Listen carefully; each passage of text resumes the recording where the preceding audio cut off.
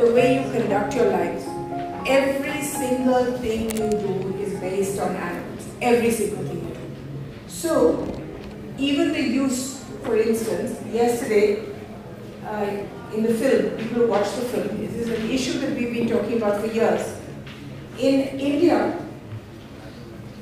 the use of oxen to draw carts has been there for time immemorial. As a result, 30% or more than 30% of cattle suffer from neck cancer because it has never been an issue on how to devise a cart that will be good to animals so that the whole body will pull the weight. So it's shaped in such a way that the yoke goes only on the neck. So on the neck, they develop neck cancer after a certain amount of time. Now, the farmer who uses this, the trader who uses this animal, doesn't care. He needs to work the animal till it dies. And like many third world countries, we do not put any emphasis at all on veterinary care. So the veterinary clinics across India have no medicines, no doctors, they're just empty shells. They have perhaps one sweeper who will pose as a doctor sometimes and who won't, and otherwise nothing. They don't have an IPD, which is an inpatient department, so that if you bring your sick animal, you have to take him back home and then back again and then back home. So most people don't bother. Now, in this case where an animal gets cancer, and these buffaloes have got cancer, bullocks have got cancer, the vultures ate their dead bodies. And the vultures then developed not only kidney failure, but, I'm sorry, I'm skipping a beat. When these animals get cancer, instead of having them treated, all farmers in India give them a painkiller called diclofenac. Now, the use of diclofenac was a political decision to benefit farmers. And it doesn't matter how much pain the animal goes through, you just give them diclofenac and let them work them till they die actually. Now, as a result, diclofenac, when it seeps into the meat, when the animal dies, the vultures eat the meat. When the vultures eat the meat, the vultures develop two things. I don't know, one was kidney failure, but the second and more important was that their eggs were soft shell. So when they sat on the eggs to produce babies, to make them hatch, they broke the shells. So within 5 years, I mean literally one generation, there were no vultures left. Once the vultures had gone, you had an increase of 5% or more of disease in the villages, which nobody had factored in. And why? Because when an animal dies in the village, now there is nobody to pick up the dead body. So the flies sit on it, the blue bottles, the green bottles, and they then spread disease to human beings. Maggots, for instance, have become now a national epidemic because the flies then are all over the place. They have enough to eat. So this was, when it became that, then it became a political decision to ban diclofenac. But by then, we had lost the vultures who were our major cleaners. Now, so everything we do has a political dimension. The point is, how do we tackle that? All of us prefer to be in our comfort zones, which is, we will get together at meetings to discuss vegetarianism with vegetarians, to discuss veganism with vegans, to discuss anything with like-minded people who you do not have to convince. But we will very rarely venture out into a hostile world. And we certainly will not tackle anything politically for 2 or 3 reasons. One, all of us don't like politicians. So we refuse to even interact with them, which is, as I said this morning, you are doing exactly what politicians want you to do. You are being manipulated by politicians because all they want you to do is, they want you to vote for them every 5 years, and then they don't want to see your face again. So they will make themselves so unlikable in these 5 years that you hesitate to go and tell them anything. which is fine for them, fine. So the point is that so as a result, veganism, animal welfare, which are not soft issues, these are major issues, major hard issues, much more important than to decide whether taxes will go up by 2% or down by 2%. Much more important on whether there's a GST or not GST, or to solve an import problem or not to solve an import problem. This is what your core areas are. But in every government across the world, the Ministry for Environment, the Ministry for Animal Husbandry, and the Ministry for Women and Child are seen as the three rubbish areas for rubbish politicians. People who you have to adjust. People who make you win an election because they add to the sum total of your liability, but in actual fact don't matter to you in politics.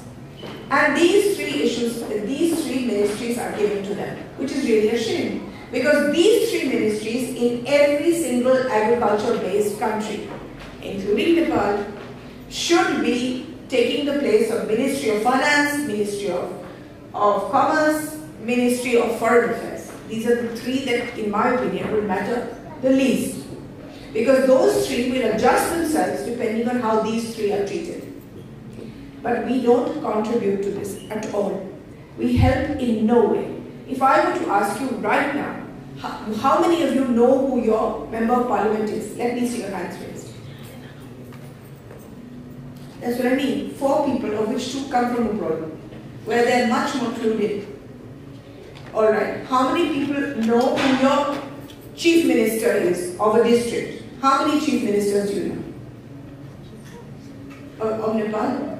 No, not Nepal, no. You're talking about the governor of your own state? Yeah. How many of you know who your corporator here is under Soaltee? How many of you know who the mayor of Kathmandu is? 3 people? 4 people. Great, great. So basically, you have no clue about who makes the laws. So how will you be able to influence veganism? How will you be able to save a single animal if you do not interact with them? For instance, if you knew who they were, you would go to the mayor and say, Mr. Mayor, that we do not have land. We are 6 major animal welfare organizations with 300 members each. We do not have land to keep animals which have had accidents or sick. Please can you allocate land? Tomorrow, if a pesticide company comes in from India, they will get land. If a company comes in to make tractors, they will get land. But if you ask for something that actually works, so that a sick or a wounded animal does not attack the shopkeeper next by, does not attack the passerby, you do not have land. So there are, your animal shelters here are basically fosters who are keeping 10 animals in each house of their own. Is that right or not? There's a lot of them here who came to me and they just simply foster animals. But you didn't use your mayor to get you land. So how then would you be able to save animals? How would I even make animal rights into an issue if I don't even have land to protect them? None of you have even made an animal welfare law. Let us presume that politicians know nothing, and it's more or less true.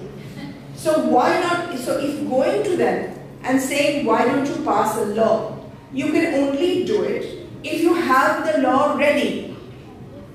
So somebody sits at home and designs a law, taking the best parts of the law from America, from India, from Bhutan, from everywhere else, and making a perfect law. And then going to a politician and saying, can you pass this through parliament? That is how the Animal Welfare Bill happened in India. In India in 1960, a woman called Rukmini Arundale, who was a dancer, and who was nominated to parliament, not even elected, nominated. She sat down and she wrote an Animal Welfare Act, a Prevention of Cruelty to Animals Act. And then she passed it every Friday. Members of parliament can pass laws which are called private laws. Those laws never come into being, never. Their laws would say the right, things like whatever they're interested in, and they're really, really good sometimes. That the right to suicide should be made, that the right, things like that. So this woman sat down herself, wrote out a total law, presented it as a private member's bill, which nobody listens to. In Fridays, everybody is absent except the people passing the law. And they then pass it, and the minister sits there, and then he rejects it, and then everybody goes home. But in her case, the law was so well made that the Prime Minister himself, Pandit Nehru, said that this is such a well-made law that we need to pass it. And he picked it up from her and he passed it. And we were one of the first countries in the world to get a Prevention of Cruelty to Animals Act. Now, if she had not made the law and she had not passed it in Parliament as a private member's bill, it would never have happened. So, what prevents you from finding, you have the same mechanism, I'm sure, in the Nepali Parliament. And because you have just recently become a republic from being a monarchy, you're still in the evolutionary stage. Why not create a law? Why not put it into Parliament as a private member's bill and then let it take its own shape? Let the concepts come in. You do not have even the basic concepts of animal rights. If you do not have the basic concepts of animal rights, you do not understand that they first stem from animal welfare.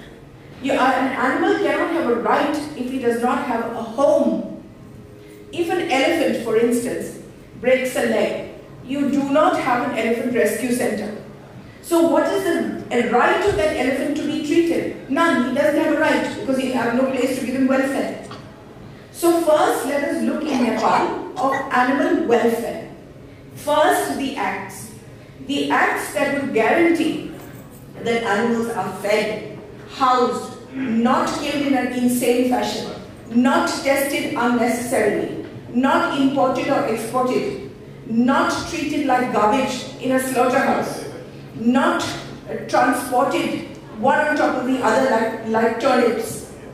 These are the rights that they have to have. But these are welfare.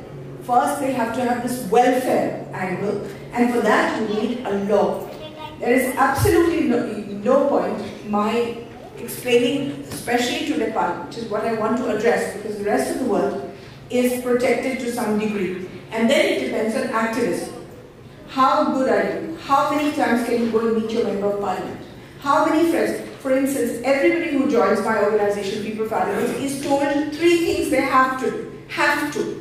They have to meet the district administrative head, the DM, the SP, and they have to make friends with them. They have to. Even if they have to submerge their egos, even if they have to, touch their feet, I don't care that you make friends with them. You will need them because they have the power that you don't. 2, you have to have a social media presence, and it has to be big. So start small, but start tweeting, start getting on a Facebook, start putting yourself on YouTube. EILEEN is going to give you the example of Udaipur. Or should I just give that example? There is an organization in, anyway, I didn't give that to you. I'm saying that the power of social media can change everything. So the second thing we ask is that you be on the social media. The third thing is know your laws. Know your laws. Suppose somebody takes an Alsatian and puts it into, ties it up in their backyard for the next 2 years and never lets it go. People will complain, oh God, this poor animal, this poor animal, this poor animal. You need a law. You need a law to take that animal out. It's only now in India, after so many thousand years, that we are learning that we have the laws and we have the ability to take that animal out. You have, in Nepal, do not have that law. So you will have to depend on the compassion of the district magistrate and the SP, which is another route in the absence of a law. Do you understand? So either you create a law, or until you create the law, make friends with the police, make friends with politicians, make friends with people who have power, and will be able to save the animal for you on a case-to-case basis. Case-to-case is really important. There are two kinds of people. There's Gauri and there's me. Gauri handles things on a mega scale. Changing systems, changing dairy laws, changing slaughterhouses, going to court. She handles that. And I handle the case to case. As I was speaking in my 10 minutes ago, some college is throwing out dogs by beating them up. So I went out, made a call, said you will not do it. And my ability to influence people is a lot. So I use that ability to do case to case, because I believe that if you can do one case successfully, the second case will not happen. The second case, if I do successfully, the third will not happen. People are going to be mean every day of the week. But if you can establish a presence where you will deal with the meanness that comes to you, you will create an army as you go on. And Gauri's way is that if you can change the macro climate, then people will start behaving themselves properly, because there will be the way to do it. So between the two of us, we try and make a pincer, a pincer attack. And sometimes we succeed, sometimes we fail. But the pincer attack is what you need in politics. So on one hand, get the laws done. On the second, get volunteers who will go to that man who keeps that dog in his backyard tied up and say, either you let that dog go, or we will get the police to take away the dog, or we will sit on dharna, whatever you can do in the absence of a protective law. This is what we mean by politics, and this is how you will be able to create a movement. Otherwise, this is the one-off. We sit in 5-star hotels, we waste, as Dr. Rao says, a lot of money. The third thing you can do is start talking to the ministers. This is the wrong time to talk to them for policy change, because in Nepal they had just 1 month to go. But it is the right time, the absolute right time, to push each party into including animal rights in their manifestos. If you do not do it now, you will lose them for another 5 years. Therefore, go to you have 600 seats that are going to come up. That means you have 6,000 people minimum that will be standing. Go to each one of the 6,000 by a leaflet. Whoever knows somebody in their area, go to them and say, these are the 10 points that we want you to put into your party's agenda. Out of them, even if 1 point comes, 2 points come, what can you ask them? For instance, and write this down, whoever's in Nepal. 1, ask them whether they will make an animal protection law. Whatever you call it, animal welfare, Prevention of Cruelty to Animals Act, animal whatever. But will they make a law giving a certain amount of rights and welfare to animals? 1. 2, what will they do regarding the standards to be applied in slaughterhouses? That's the most important. There's no point saving 1 dog here and 1 cat there. If everything that is happening is in the millions in slaughterhouses, poultries. So what are they going to do? Are they going to make minimum standards for poultries, dairies and slaughterhouses? This is number 2. Number 3, are they going to allocate land for an animal shelter in every district in Nepal? Because unless you have that, there will be no animal movement. Today I see a donkey that is wounded. If I know that there is an animal shelter, I will pick up the donkey, or I'll make a call, get that donkey picked up, and I will give a certain amount of money, whatever I can afford, which is usually very little, but I will give it. If there is no animal shelter, then next time I won't even look at that donkey. Then you have killed whatever little compassion I have, because I know that there is no remedy, so I'm not going to look. I'm going to save myself that pain. So, are we going to have an animal shelter in every district? Number 4, what is our attitude towards Gauri mine? Are we going to shut it down or not? It is the world's largest massacre of animals. It brings Nepal shame all over India for no reason. To expect it to reduce on its own is not possible, because it is it's a business venture. It has nothing to do with religion. So therefore, it may have come down from 4 lakhs to 20,000. But it has taken 100 years to do that. And 20,000 is still more, it's 20,000 more than any other country is doing. There is only one country that parallels this and which gets filthy in the press all over the world, and that is the Faroe Islands near Denmark, where every year they kill as many dolphins as they can. And when Gauri happens, it takes 2 years for the world to stop criticizing Nepal. So are we going to get rid of this or not? Number 4. Come on, can you think of something? What else to put on the menu? Regulation of breeding of dogs. Regulation of are you going to start the breeding are you going to start the sterilization of dogs? In India, we have now banned 2 things which are really important. We have banned the import of foreign dogs. Nobody is allowed to bring in dogs. Because they were coming in the billions for breeders. Secondly, we have banned pet shops from selling live animals. Number 3, we have banned breeders from breeding animals. Now the point is, the ban is there. The implementation of the ban is extremely slow, except for the first one, where it is very fast, which is the import of animals has been stopped. But within a year or 2 years, we will have no pet shops selling animals. We will have no breeders breeding animals. You need to put that onto your agenda in Nepal. You cannot afford any more dogs. Regulation of transport. Then, how will animals be transported? Is anybody writing this down and filming this here? Yes. How will animals be transported? That has to be on your 10-point agenda. In India, we have a law saying not more than 6 cows in a truck.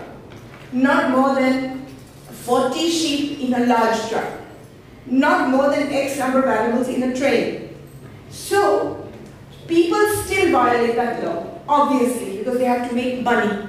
But then, at least we have the law behind us to catch them. So we catch 2, 3, 5 trucks every day. Here, unless you have the law, you can't catch anybody. So here in Nepal, if I put 500 pigs, one on top of the other to take them somewhere, there's nothing you can do about it. If I carry chickens upside down, there is nothing you can do about it, because there is no law protecting them. So transportation of animals needs to also be a law. What else? Government veterinary facilities and diagnostics. What is the Nepal government's attitude towards adding value to veterinary clinics? Are the veterinary clinics going to have doctors or not? Are the veterinary clinics going to have medicines or not? Are the veterinary clinics responsible to somebody or not? What has happened now? I don't know what happens in Nepal, but in India, there are only 33 veterinary colleges, so vets are short, they're in very short supply. The veterinary colleges are the worst in the world, so as it is, they're badly trained. So we have badly trained vets in short supply who never go to work because nobody's checking. So every person becomes a government vet immediately because they're in short supply. And then while they take a government salary, they start private clinics. So they're never there in the government clinics. Now I don't know if this happens in Nepal or not, but if it does, then it should be on your agenda. What is the law regarding vets? What is the law regarding veterinary clinics?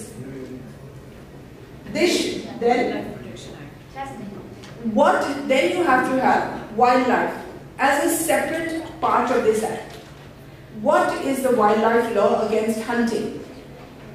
What decision? Even now you have hunting areas in Nepal. In my room, there was a huge advertisement for me to go to a hunting place and I can shoot as many deer as I want. Hello, in this day and age?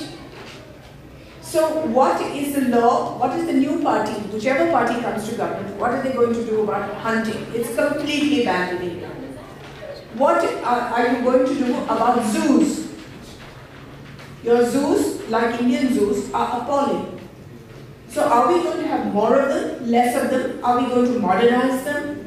Give them free space are we going to call them breeding centers rather than zoos? Because now with National Geographic and every other TV channel, do you really need to go to a zoo? So that should be on your agenda. Experimentation and performance. And then the last one will be, I don't think they do experimentation here.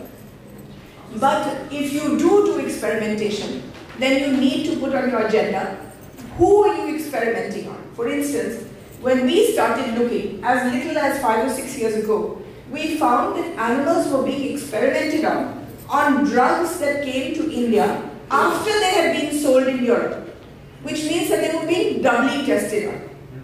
So if aspirin is sold in London, and then it's sold in London after 1,000 or million animals have died for experimentation. Then if it comes to India, then India orders it to be experimented on again. But because we have no experimenting facilities, we send it then to Belgium to re-experiment on them and then bring it back. So we stop that. But as soon as you get to know, then we stop it. The point is government secrecy and government rubbish in old laws. Once a law is made, even if it's made 200 years ago, it just goes on and on and on and on. So the idea is to sit down and see what is wrong and redo it. If you have a constitution, if you have something, parliament laws in some ministry, start looking at them and seeing which laws need to be thrown out. Put that on your agenda. It may be too late now, but put these basic things on your agenda and now meet everybody who's going to stand for election and ask them to give you a statement on record on what stand they're going to take. Then that means you will have it on the agenda. Whether they do it or not is different. For instance, my party, before every election, puts on the agenda that they will remove and stop meat export. And then as soon as they win the election, they increase it by 50%. So you will get a huge amount of cheating, but at least it will be cheating with shame. They know that they're doing it wrong. And next time around, they make some other extravagant promise. And say, sorry, you got it wrong this time, we'll do it next time. Now it's not even on your agenda. You don't even know what they can do, what they won't do, because you haven't shamed them into it. So this is what I have to say. If later on you can ask me questions. But what I have done is I've asked EILEEN to join us after we finished, because EILEEN is the major funder to Indian animal shelters and animal ambulances, animal work. And she's also funded majorly this conference. I want her to talk to us about, because this is a little housewife who has turned herself into a power machine. So how did she do it? She didn't come from an institutional background. She comes from a meditative Buddhist background. How did she do things that I can't do? So she will then tell you some of her story. Thank you.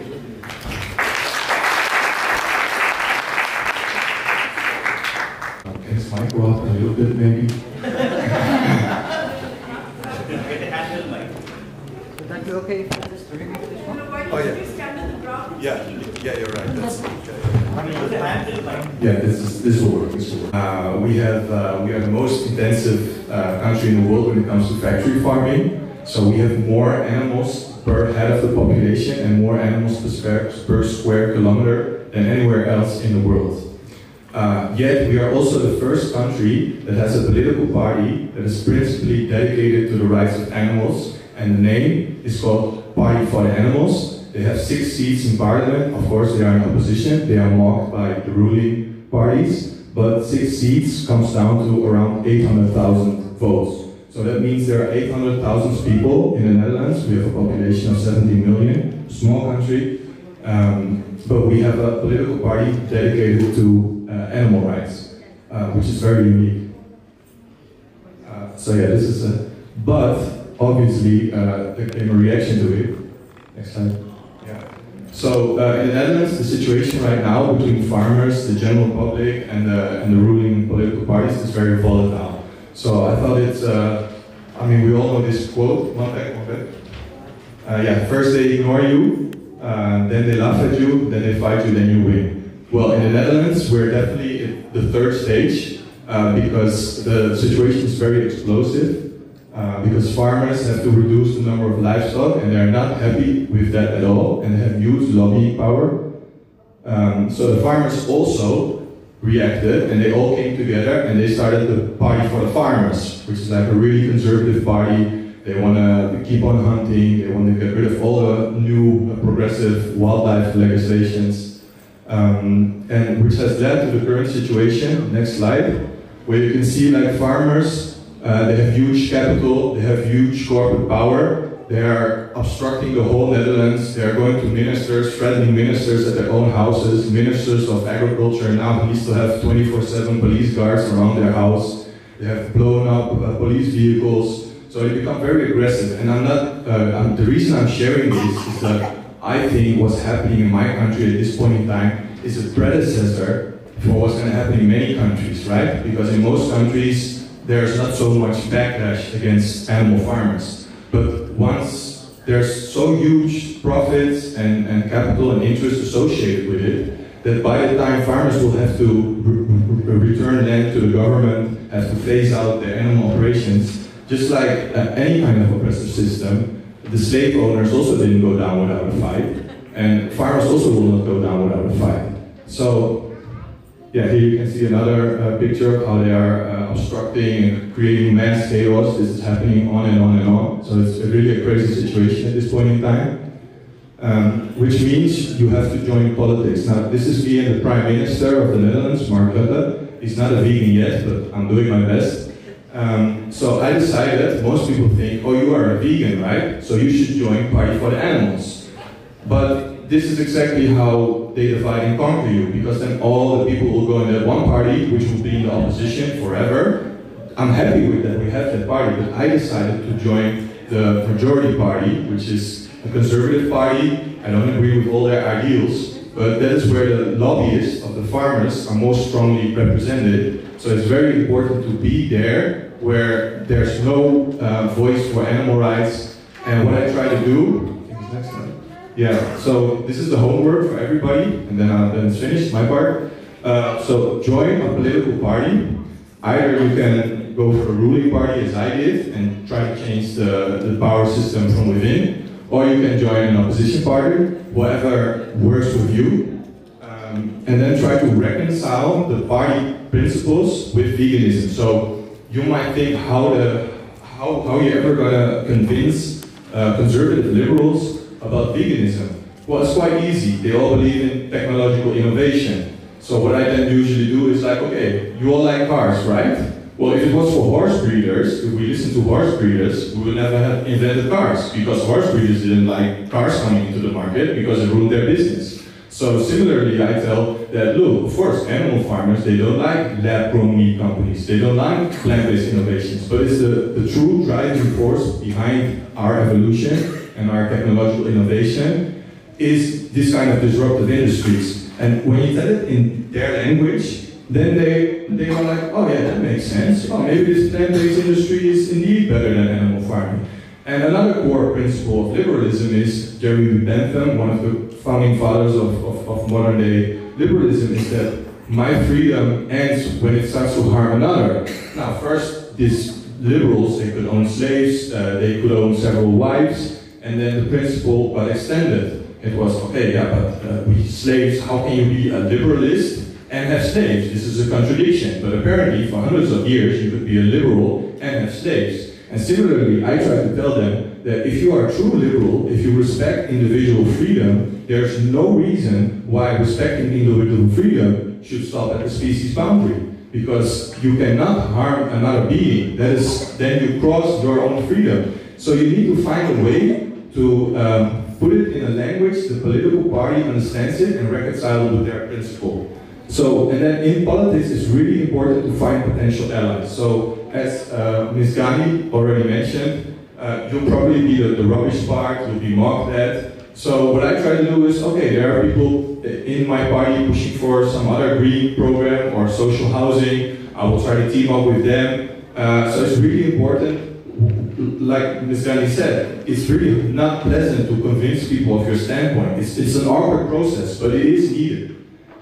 So try to become a lobbyist of the plant-based or lab-grown meat industry. Because the animal farmers, they are super united. They all look at the same way, they all have the lobbying power, they have their PR, media campaigns. And the plant-based industry and the plant-based companies, they are all dispersed. So it's really important that in every country we fight fire with fire and we unite. And then, yeah, I think that is what I want to share in my short 4 years of experience. I'm nowhere near the other panelists, but yeah, that is my experience from the Netherlands. I think, Renee, you want to share something about how you lobby in the US?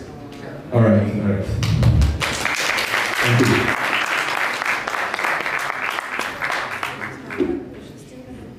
Okay, I'm a former cattle rancher. My name is Renee. I'm a vegan.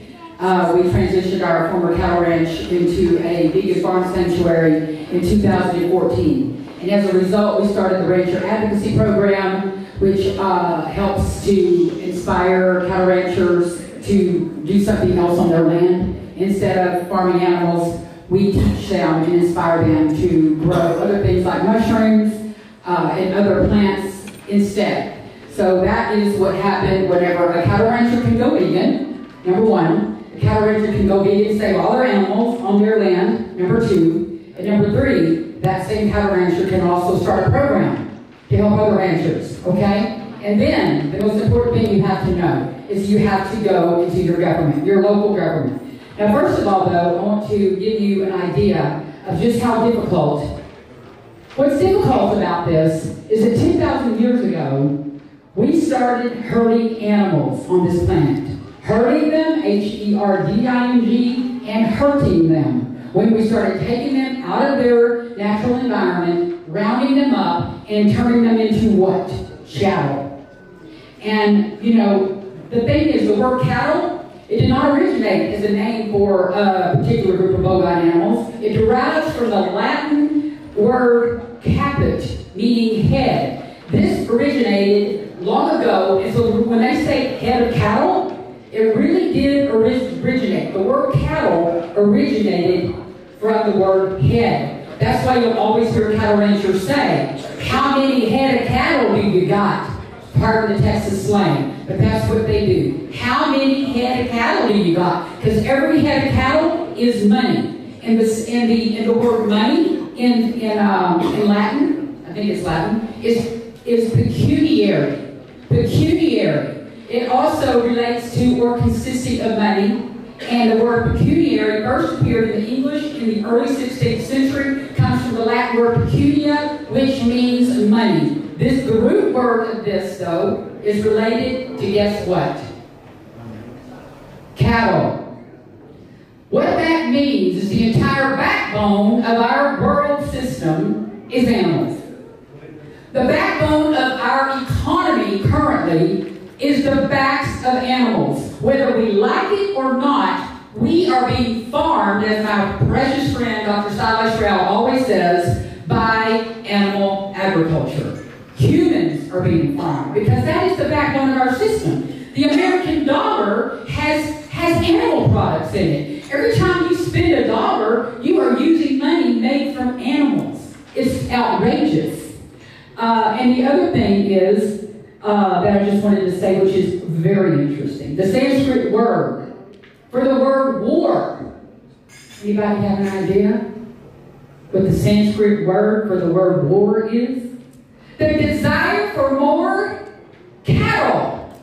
You got it. So, with that said, do you really think being a vegan is going to cut the mustard? Huh? Do you really think going in the streets and throwing blood on yourself, shouting at the top of your lungs, go vegan, is going to change the world? No. It's part of the system. I know we have to do that, but we have to get involved, not only in our government, but, you got to shake things up. You got to create a new system. It's one thing to get involved in your government. If you're not getting that, if you try to get involved in your government, thinking you're going to change that government, I'm here to tell you, I am involved with an organization called the Agriculture Fairness Alliance. We're two women, myself and Connie Spence, that go on the streets of Congress. We go there, and we are doing everything we can to change the Farm Bill that's coming up, by the way. And if you don't change the Farm Bill now, you know how long it takes to change it again? Another 5 or 6 years. And whatever changes you make today in that Farm Bill are going to be long-lasting, 12 to 13 years from now. So it's so important for if you're in the USA, you see hands from the USA? If you're in the USA, you need to go onto the Agriculture Fairness Alliance website. It's a 501c4, and you need to join the Vegan Voter Hub. Make your voices known, because that's what's going to make change, is if you make your voices known to us so that we can help take your voice to the streets of Washington. I just talked to my friend Connie just a while ago, and I was asking her to, kind of give me an update, because she's working with our lobbyists. We have 3 lobbyists right now that we work with, and not to try to change the system, because I don't really think you can, honestly, I really don't think changing the system that is so deeply rooted and grounded in animal agriculture from thousands and thousands of years ago is going to be an easy task. We've got to uproot it, and we do that by creating a new system so spectacular that nobody wants to do the old system anymore. Okay? But what my friend Connie just told me, and I just want to tell you, she just sent this to me. I wanted to give the tips. We're going to the streets of Washington in February, again.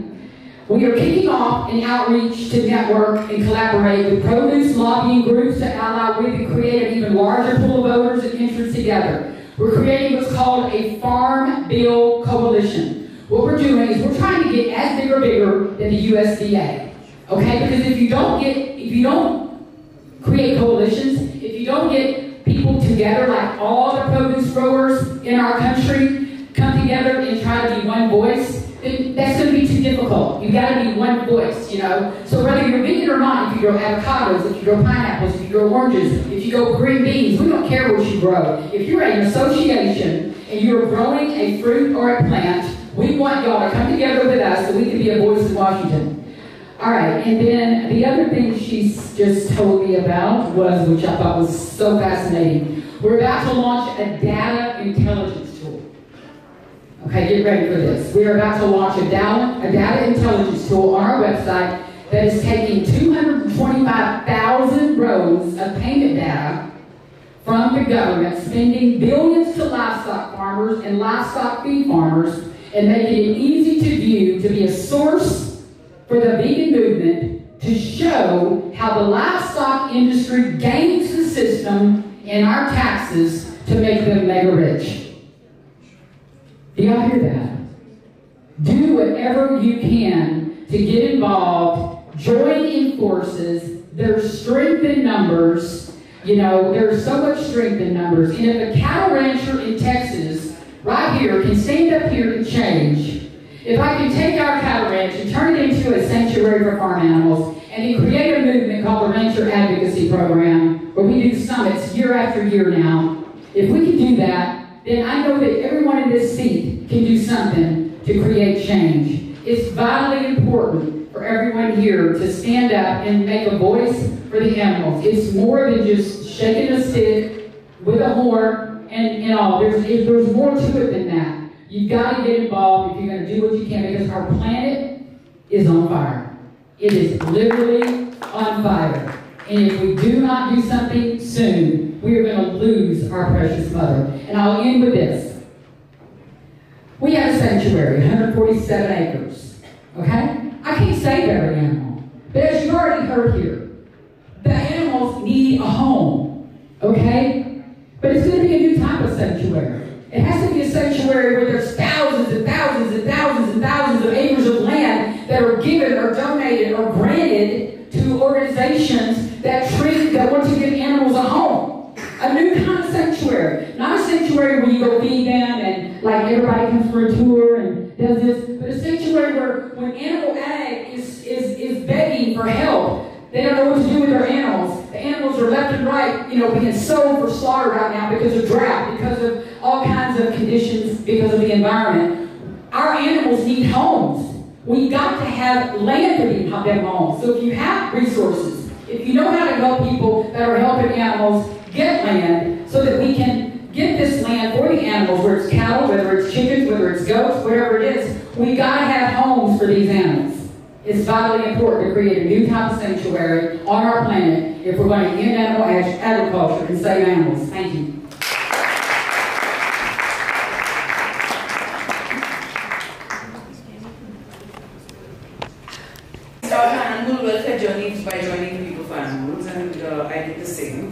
living at a shelter.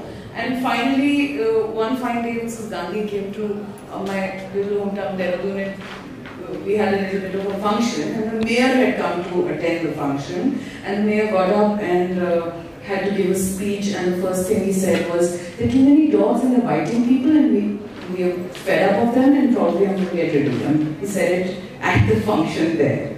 And the relentless pursuit that we started after that, of going to him, meeting him every day. Of course, that was something we learned from Mrs. Gandhi, and we thought it would never happen, and how can a politician change? And all of us, like she's already said, we don't understand politics, so we stay away from politics. It was difficult for us initially, but we went to the mayor's house, mayor's office every day. We'd go with fruits, we'd go with sweets, something, you know, just to tell him, you know, here's our letter, here's what we require. Of course we understand the problem, but here's the solution. Let's work with you. Let us give you concrete, good suggestions, and we can handle this problem. And by and by, it was like really breaking our heads on a rock, but finally, we ended up making the first state-of-the-art animal birth control center, and the mayor was extremely proud of it, and he called Mrs. Gandhi as a chief guest to inaugurate it, because it was so beautifully and aesthetically made that it became a kind of landmark in that city. From being a person who absolutely, why did that happen? Because up until then, only those people were going to him who were fed up of dogs, who wanted dogs removed, who basically were, you know, not compassionate by any standard. And no person with a solution had gone to him and said, let's do it this way, this is more wholesome, this is more compassionate, and here we have 50 people standing over here saying, we won't vote for you if you don't do it. So, pursuit with politicians matters a lot.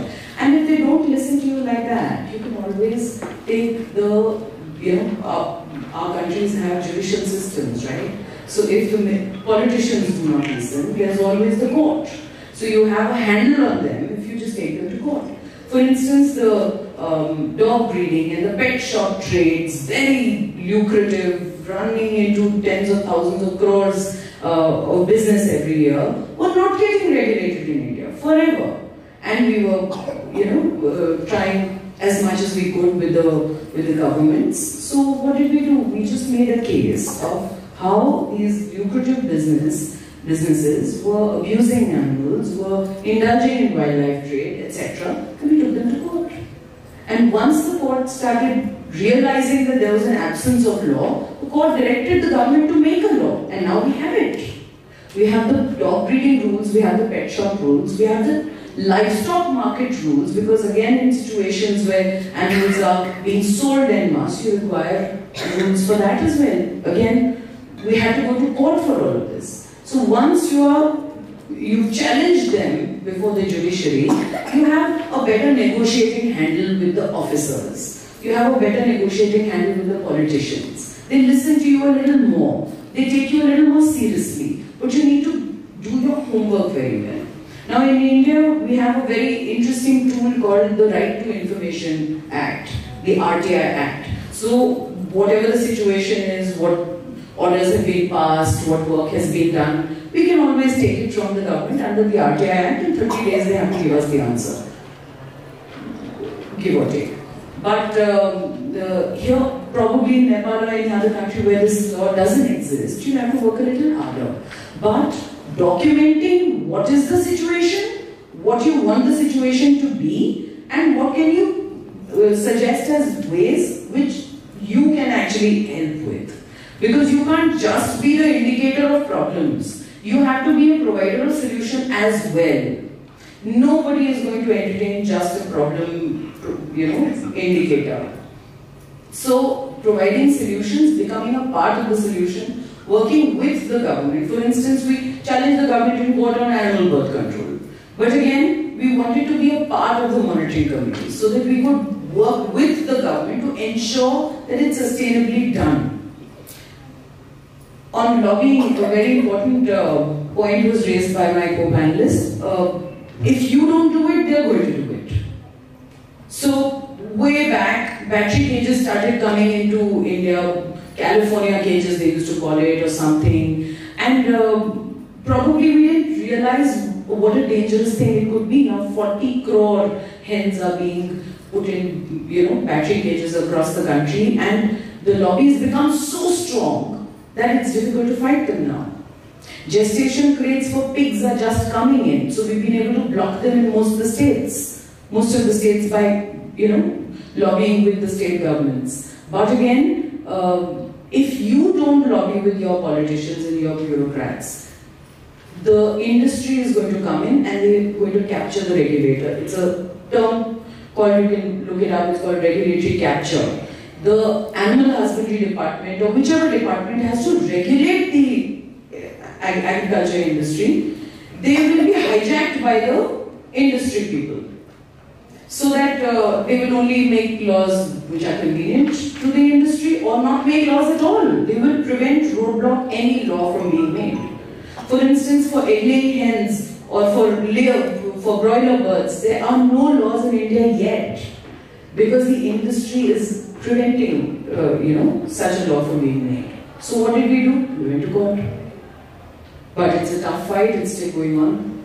So before the industry becomes so powerful that they go en masse to the... See, politicians, what do they need? They just need votes. So if 200 people go to them and say, hey, here's our federation and you need to do this for us to give you votes, they will probably do that. So plant-based organizations, manufacturers organizations, consumers organizations, animal welfare organizations, they also need to make their federations and bring their cases up to the politicians. Relentlessly, be in their faces, buy hoardings on your streets. Doesn't cost much if you just probably take them on a rebate or something, or collect donations and buy the hoardings, put posters up, put flex boards up. Those flex boards are completely inexpensive. But if you can put them up on the streets so that people are bombarded with the messaging, it has to be everywhere. Otherwise we can all,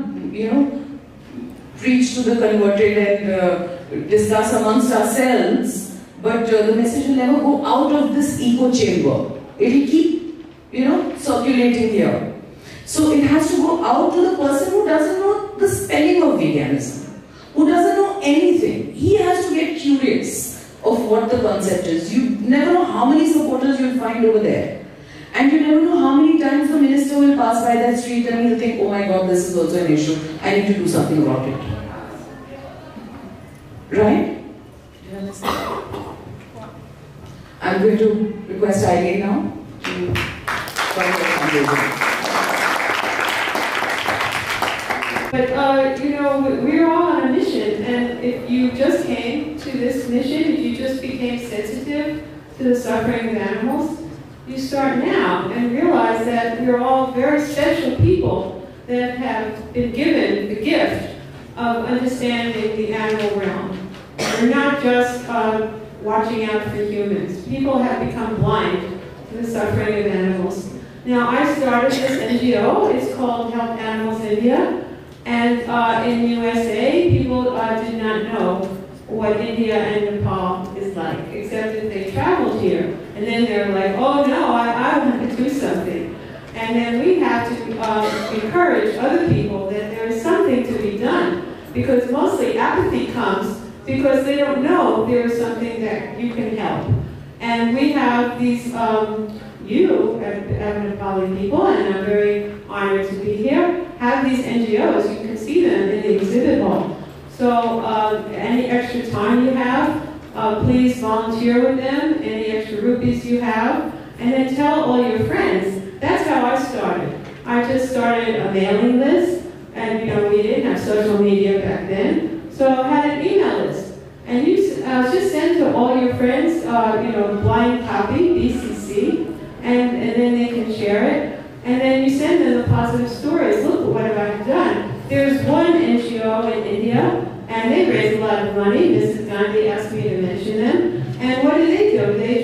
They film, and they show how they have helped the suffering animal on the street. Nobody wants to see the animal suffer on the street, and they show as you know, now they show the before and after photos. So then, if you do get donations from people want to help, and they want to feel special. I saved an animal life. How incredible is that? I made all the difference in an animal's life. My first pet was a budgie, it was a parakeet, and I got to understand that this parakeet had a nature. In Buddhism, they call it Buddha nature. All sentient beings have Buddha nature. So I became aware of the specialness of all animals. And I don't know if it's appropriate to mention this, but this morning I had a dream that there was a bunny that was lost, and I was very upset where I couldn't find him, I couldn't help him. And then I found him, but he became like a deity. And Nepal is a very special place. And we have these spiritual blessings. And they will help us, help the animals. And by the way, I'd just like to mention, if you go to the Swayambhu temple, I haven't toured that much, but there's a man catching birds and selling them to tourists to release them. It's very, very sad. So I yelled at him, and he ran away from me, right away. So if everyone harasses them and just, gangs up on them, and this is what you're doing is wrong, he will stop. So this man is shaking his head. And people are so ignorant, they don't want to see the birds, in a cage. So they'll buy them. So that's a controversial issue. Should we support, buying animals and then releasing them? We're supporting those industries.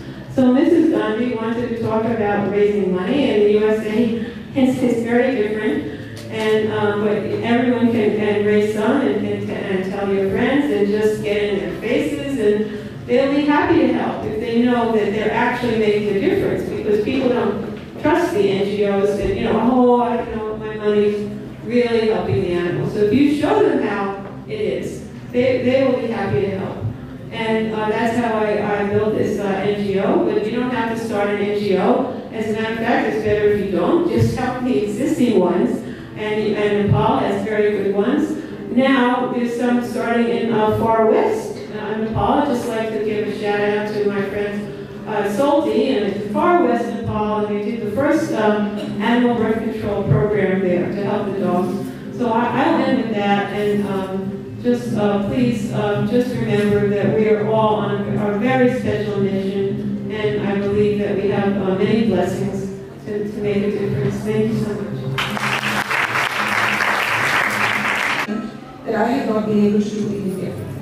We still have to get. This is what I want to do. The election is coming. Since this organization, this meeting today is about political work, I want you to make the same people who organize this conference, I want you to make a war room for the elections. Can you do that? You, day before yesterday at the inauguration, I think Mr. Thapa was talking in detail about how you met. There was this room and you all met, then you organized. There were 900 people who came. Do you remember what he said about the organization? It was very long, but it stayed in my mind. Now, if you make a war room for these elections, starting from day after tomorrow when we all leave, from Monday onwards, the same organizing committee meets, and you do the following. 1, make a list of all the parties. 2, make a list of all the potential candidates in each party. By now, most people know who's going to stand. 7, make placards so that 5 people, even if it's 5 people, will stand on some roadside and say, what are you going to do for the animal agenda? Make the Nepali, make it better than that. 2, take, as Gauri said, take billboards, hire the billboards, because the closer to the election, the more expensive the billboards will get. So if you can find a sponsor, take 20 billboards. I'll give you an example of what we once did in Bombay. We had this movie called Slumdog Millionaire. You remember it? It won the Oscar. So we took billboards, we found a sponsor, we took some billboards across Bombay, big ones, which said, adopt a slum dog, become a millionaire. So, and then we changed the nomenclature of dogs from being called jungly, mongrel, pariah, pie dog. We changed it to Indie. Now Indie means independent, it also means Indian.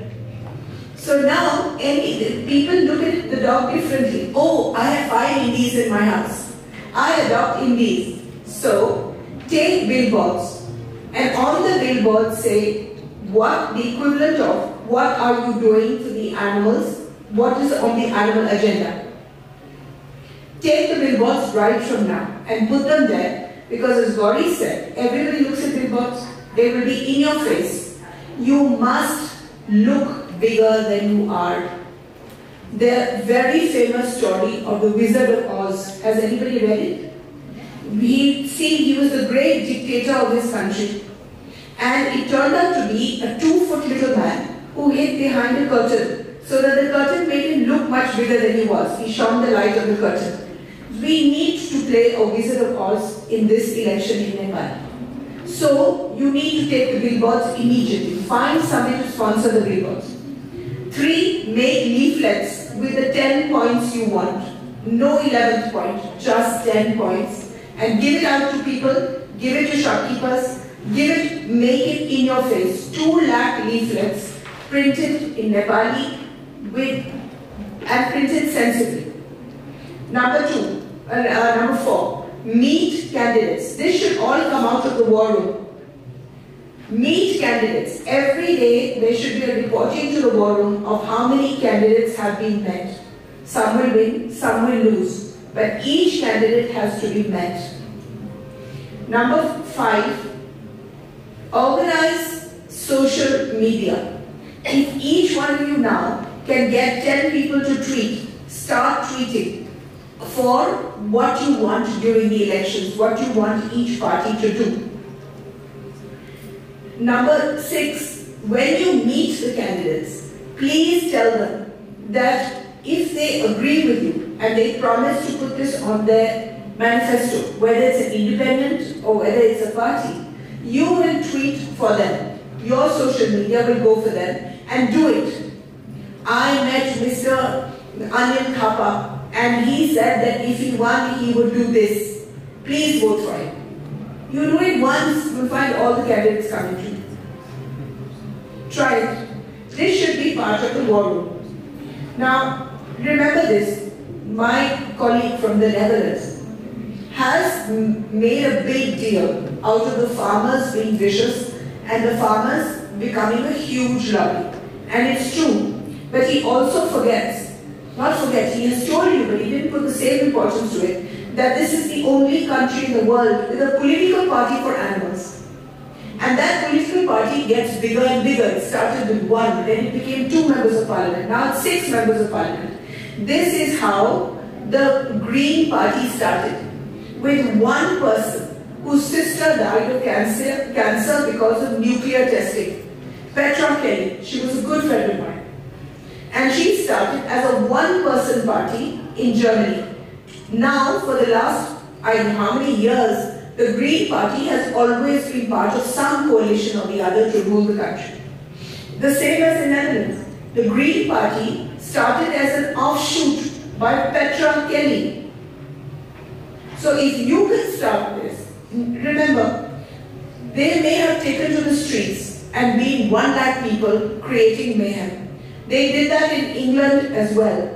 When they did that to block something as small as fox hunting, एक रिवाज था कि people went on horses and used dogs to kill foxes. It was horrible, barbaric, and it's something that the upper classes liked doing. The young people decided enough is enough. So they started campaigning, and one animal welfare group in America backed this with their money called IFAW. And it took 5 years. But when the farmers came out and said, no, we have to kill foxes, and they made it into a farmer thing rather than a sport thing. And 100,000 farmers came out. 2 days later, 200,000 young people came out saying ban fox hunting. So Parliament then banned fox hunting, and it remains banned in spite of any protest to the country. Yeah? So there is nothing that we can't do. Let the farmers do what they want to do. But one of the secrets that I need to tell you that I have found works for me is who is important in politics? Who is the cooperator? Who is the, I'm only talking about India and Nepal now. I don't know whether it happens in any other country. Or perhaps in Sri Lanka. Find his second cousin, find his father-in-law, find his brother, and go up to him. One of the reasons why the hunting ban went through for fox hunting was because I4 co-opted Boris Johnson's father, Stanley Johnson. Okay? I paid him. If you can in your war room co-opt as many relatives of candidates, you are more likely to get up. But I didn't say this and you didn't hear it. But that works quicker than anything else. Thank you.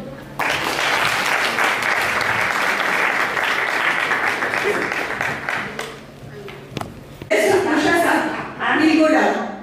Nothing remains static. So we are number 1 now. Who knows, Nepal may be number 1 next year. Hopefully. Alright, let's end on that positive note. I hope you all enjoyed it as much as I did. I think it's really a unique opportunity to have so many experienced people from so many different countries sharing this knowledge. I think it's very powerful. So yeah, let's give everyone a warm applause and then moving on to the thank you so much. It is unforgettable and realistic situation that is normally occurring in Nepal, though we are